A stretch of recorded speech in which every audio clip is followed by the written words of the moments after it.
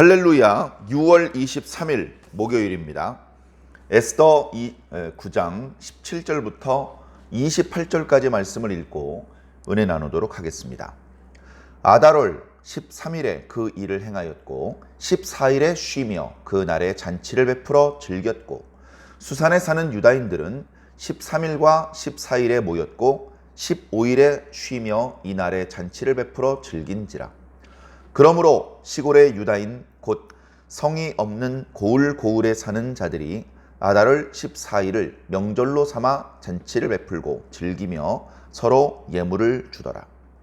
모르드게가 이 일을 기록하고 아하수에로 왕의 각 지방에 있는 모든 유다인에게 원근을 막론하고 글을 보내어 이르기를 한 규례를 세워 해마다 아달월 14일과 15일을 지키라.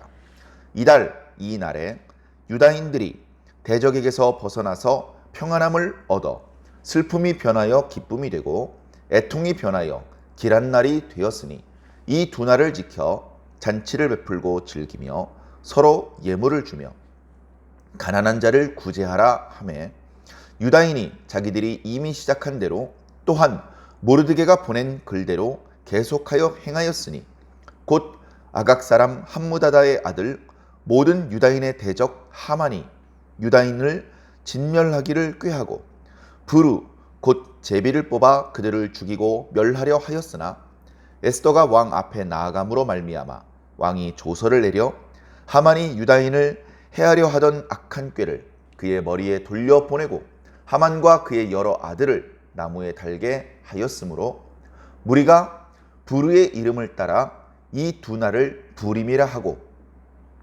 유다인이 이 글의 모든 말과 이 일에 보고당한 것으로 말미암아 뜻을 정하고 자기들과 자손과 자기들과 화합한 자들이 해마다 그 기록하고 정해 놓은 때 이 두 날을 이어서 지켜 패하지 아니하기로 작정하고 각 지방 각 읍 각 집에서 대대로 이 두 날을 기념하여 지키되 이 부림일을 유다인 중에서 패하지 않게 하고 그들의 후손들이 계속해서 기념하게 하였더라. 아멘. 네, 감사합니다. 자, 이제 이야기가 마무리되고 있는 것이죠. 이야기가 아달월 13일 유다인들이 멸족할 수도 있는 위험한 날, 위기의 순간이었습니다. 이 순간이 잔치가 회복되고 잔치의 즐거움이 다시 회복되는 축복의 날이 될 수 있는 것은 사람의 힘과 사람의 지혜로 할 수 있는 일이 아니었습니다. 표면적으로는 이런 위기의 순간에 왕후 에스더가 목숨을 걸고 왕 앞에 나아갔기 때문이다. 그래서 왕후와 또 모르드게가 지혜롭게 다시 조서를 썼기 때문이다. 이렇게 표현하고 있지만 사실은 어떻습니까? 하나님께서 하신 것이죠. 하나님께서 하신 것입니다. 에스더가 왕후가 된 것도 하나님께서 하신 일입니다. 그리고 하만의 그 대적을, 그 악한 꾀를 알게 하신 것도 하나님이시고, 그렇게 모르드게와 에스더가 대화를 나누어서 처음에 두려워하던 에스더의 마음을 담대하게 하신 것도 하나님. 에스더가 금식 이후에 왕 앞에 나아갈 때에 왕의 눈에 왕후의 모습이 33일 만에 보는데도 불구하고 너무너무나 사랑스럽게 보이게 만드신 분도 하나님. 왕후의 부택이라면 무엇이든지 들어주고 싶은 그런 선한 마음을 품게 하신 분도 하나님. 에스더의 마음속에 원하는 이야기를 직접 하지 않고 먼저 잔치를 베풀어서 지혜롭게 왕의 마음을 감동시킬 수 있는 그런 지혜를 품게 하신 분도 하나님. 에스더의 그 잔치 첫날 참여한 이후의 밤에 잠이 오지 않게 하신 분도 하나님. 그래서 다시 잠을 청하기 위해서 궁중일기를 읽을 때에 마침 4년 전에 모르드게가 왕의 암살 그 계획을 고발한 그것을 읽게 하신 분도 하나님. 전부 다 하나님께서 하신 일입니다. 그 이후의 모든 과정도 마찬가지죠. 하나님께서 하신 일이라는 겁니다. 그래서 에스더 말씀 속에 하나님이라는 이름이 엘로힘이나 아도나이라는 그런 단어, 여호와라는 단어는 없지만 그러나 이 말씀 속에 너무나 분명하게 하나님께 기도하고 있구나. 하나님께서 기도를 들어주셨구나. 하나님께서 움직이고 계시는구나. 하나님께서 도와주고 계시는구나. 하나님께서 살려주신 거구나. 라는 것들을 깨달을 수 있게 해주시는 것이죠. 그래서 이 에스더 말씀이 느헤미야, 에스라 말씀과 함께 당당하게 성경의 한 부분을 차지하고 있는 것입니다. 자, 그렇게 해서 위기의 순간이 지났습니다. 아달월 13일이 그렇게 행복하기만 한 날은 아니었습니다. 왜냐하면 유다인들이 자신의 생명을 보존하기는 했지만 그 과정에서 많은 대적자들과의 전투를 벌여야 했기 때문에 그렇습니다. 유다인들은 모여야 했습니다. 의논해야 했습니다. 그 과정에서 기도해야 했습니다. 그리고 자신들의 가족들의 생명을 보존시키기 위해서 안전한 곳을 미리 알아봐야 했습니다. 가족들을 미리 대피시켜야 했습니다. 그 가족들을 둘러싸서 칼을 들고 목숨을 걸고 싸워야 했습니다. 그 과정에서 하나님께서 지켜주셔서 유다인들이 다쳤거나 죽었다는 이야기는 없습니다. 그러나 유다인들을 대적했던 사람들 7만 5천 명이 죽임을 당했다는 기록이 있습니다. 과거에 오늘날보다 인구가 훨씬 적었던 상황을 감안해 본다면 엄청나게 많은 사람이 죽은 것이고 그날의 싸움이 매우 격렬했다는 것을 알 수 있습니다. 특히 에스더의 부탁에 따라서 왕이 있던 도읍 수산성에서는 아달월 13일뿐 아니라 14일까지도 대적들과의 전투가 계속되었습니다. 물론 유다인들의 대적들의 그 싹을 잘라야 되고 뿌리를 뽑아야 되는 것은 맞지만 그 전투를 수행하는 유다인들은 무척 피곤했고 무척 살기 등등한 상황이 될 수밖에 없었을 것입니다. 자, 그러나 그렇게 아달월 13일이 지나갔습니다. 이제 더 이상 하만이 만들어 놓았던 조서의 효력은 상실되었습니다. 해마다 유다인들을 죽이는 법이 아니었기 때문에 처음에는 해마다 유다인들을 죽이라고 조서를 쓰지 않았습니다. 왜? 그냥 한 방에 완전히 유다인들을 씨를 말릴 수 있을 것이라고 아마 하만은 생각했기 때문에 그렇습니다. 자, 그렇게 그날의 싸움이 지나갔습니다. 하만의 조서의 효력도 끝났습니다. 그래, 유다인들은 더 이상 숨어 있을 필요, 그리고 합법적으로 자신들이 죽임을 당한 어떤 두려움을 품을 필요가 없었죠. 그래서 13일의 그 혈기 등등한 하루가 지나가고 14일이 되었을 때 더 이상 싸울 필요가 없게 되었기 때문에 살아남은 가족들과 부둥켜 안으면서 하나님께 감사했을 것입니다. 그래서 그 14일은 쉬면서 잔치를 베풀었고 즐거움, 잔치의 즐거움에 빠져 있었다. 이 즐거움이란 단어가 우리 에스더 말씀에 잔치가 정말 많이 나오지 않습니까? 그런데 그 잔치와 함께 이 즐거움을 뜻하는 단어가 함께 나오지 않아요. 잔치는 성대합니다. 규모가 크고 잔치 기간도 길고 잔치에 이렇게 제공된 음식이나 술은 고급집니다. 그러나 즐거움은 없는 것이죠. 자, 그러나 정부의 지원이 아니라 유다인들이 스스로 벌린 잔치지만 이 유다인들은 진심으로 기뻐하고 감사할 수 있었습니다. 하나님께서 회복해 주신 즐거움입니다. 잔치는 우리 마음대로 회복할 수 있습니다. 그러나 즐거움은 우리가 마음대로 할 수 없습니다.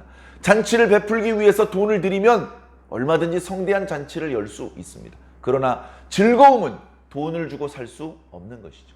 이것은 하나님께서 주시는 선물입니다. 자, 그러나 그렇게 지방에 있는 유다인들이 잔치를 베풀고 즐기는 동안에도 수산성에 있는 사람은 14일 동안에도 싸워야 했습니다. 그래, 수산성에 있는 유다인들은 14일까지 싸우고 15일에 쉬면서 잔치를 베풀고 즐거워했다. 그렇게 이제 기록을 하고 있습니다. 그래, 잔치를 베풀고 즐거워하고 쉬고 그리고 서로 예물을 교환했다. 이렇게 기록하고 있고요. 그 이야기를 아마 모르드게가 들었을 것입니다. 아달월 13일과 14일에 있었던 일에 대해서 이제 고위 관리가 되었기 때문에 그 내용들을 다 조사를 하고 왕에게 보고를 하는 과정에서 이 날을 기념일로 지정해서 유다인들은 이 날을 잊어먹지 않고 계속해서 명절로 지키는 것이 좋겠다 하는 생각을 했습니다. 왜냐하면 지금은 기뻐요. 지금은 뭐 노래하고 춤추고 즐거워하라고 하지 않아도 다 노래하고 춤추고 즐거워합니다. 심지어 하나님께 감사합니다. 그러나 어떨까요? 시간이 지나면서 기억은 희미해질 것입니다. 당연히 하나님께 감사하는 마음도 흐려지겠죠. 그렇게 하기보다는 이렇게 하나님께서 우리를 살려주시고 우리에게 즐거움을 회복해 주신 것을 앞으로 대대로 잊어먹지 말자. 잊어먹지 말고 이 날을 기념일로 정해서 계속해서 이 날이 되면 잔치를 베풀고 즐기며 그리고 서로 예물을 교환하고 심지어 주변의 가난한 사람들을 구제하는 날로 삼자. 이렇게 유다인들에게 연락을 하기로 했습니다. 말씀을 보면 재밌는 것이 모든 바사 사람들에게 조서를 낭독하고 이런 것이 아니고요. 전국에 있는 유다 사람들에게만 글을 보냅니다. 127개 지방, 많은 유다인들이 흩어져 살죠. 가장 많은 유다인들이 흩어져 살고 있었던 곳은 아마도 유다 지방이었을 것입니다. 유다 지방 예루살렘 주변에 유다 사람들이 엄청나게 많이 모여 살고 있었죠. 그곳 포함해서 전국에 있는 유다 사람들에게 연락을 한 것입니다. 우리 유다인들이요, 그 죽음의 날을 잘 견디고 다시 즐거움을 회복하게 되어서 얼마나 감사한지 모릅니다. 우리 이 날을 잊지 맙시다. 이 날을 앞으로 대대로 지킵시다. 해마다 지키고 대대로 지켜서 그날을 잔치로 이렇게 보내게 되는 이유가 22절에 설명이 되고 있죠. 이달 이날에 유다인들이 대적에게서 벗어나서 평안함을 얻어 슬픔이 변하여 기쁨이 되고 애통이 변하여 길한 날이 되었기 때문에 아달월 14일과 15일을 앞으로 대대로 지키자. 자, 이날은요 지금도 지켜지고 있습니다. 지금도 지켜지고 있어요. 지금 이제 어떻게 지키냐면요, 13일을 에스더의 날이라고 이름을 붙였습니다. 13일은 에스더가 유다인들을 구원하기 위해서 3일간 금식했지 않습니까? 그래서 유다인들이요 지금도 금식을 합니다. 에스더의 날에는 금식을 하면서 에스더서를 읽습니다. 회당에 모여서 또는 가정에 모여서 에스더 말씀을 낭독하는 거예요. 1절부터 1장부터 10장까지 그렇게 분량이 길지 않거든요. 그냥 앉은 자리에서 낭독을 해도 뭐 한 1, 20분이면 순식간에 낭독을 할 수 있는 정도의 분량입니다. 그래서 대대로 잊지 않는 거예요. 대대로 어린아이들에게 이 말씀을 들려주는 것이죠. 그리고 잔치를 베푸는 겁니다. 그 다음 날 모르드게의 날이 되면 14일, 15일이 되면 잔치를 베푸는 겁니다. 그 잔치를 베풀고요.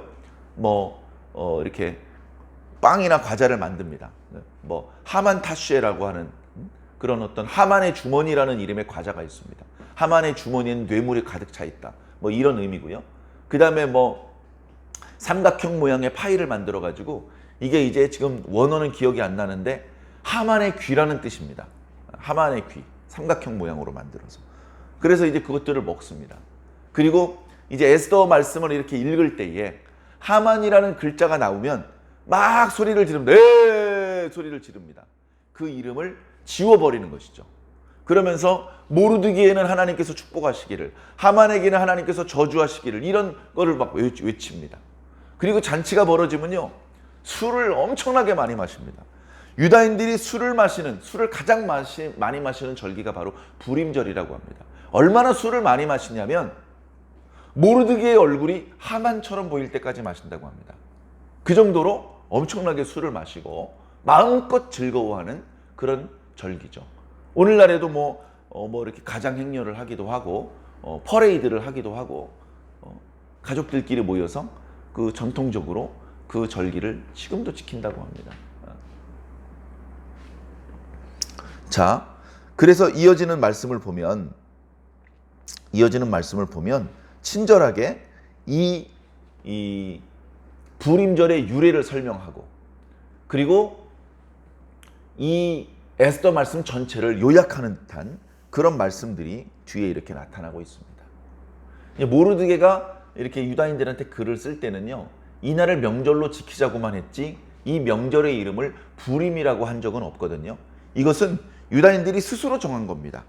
참 아이러니하게도 이 부림은 뭐냐 하면 하만이 유다 사람들을 죽이기 위해서 어떤 날이 적당할지 제비를 뽑았던 그 제비를 뽑는데 그 부르라는 말을 쓰거든요. 그래서 그 단어에서 차용해서 부림절이라는 단어를 쓰게 된 것입니다. 참 재밌습니다. 유다인들의 모습이 정말 멋있습니다. 모르드게가 이렇게 서신을 쓰기 전에 스스로 그날을 잔치를 하면서 명절로 지키기로 했습니다. 예물을 서로 교환하고 가난한 자를 구대하는 이미 하고 있었습니다. 이쪽 마을 사람하고 저쪽 마을 사람하고 연락한 적이 없습니다. 전국에 흩어져 살고 있는 유다인들이 하나같이 그렇게 잔치를 즐기며 예물을 교환하고 있었고, 또 나중에 모르드게의 글을 보고 이거 우리가 이미 하고 있었던 건데, 야 그래 이거 계속하자. 그렇게 해서 오늘날에 이르게 된 것이죠. 하나님께서 베푸셨던 은혜는요, 쉽게 잊어버리면 안 됩니다. 사람들도 그런 말을 하죠. 돈 꿔준 건 잊어버려.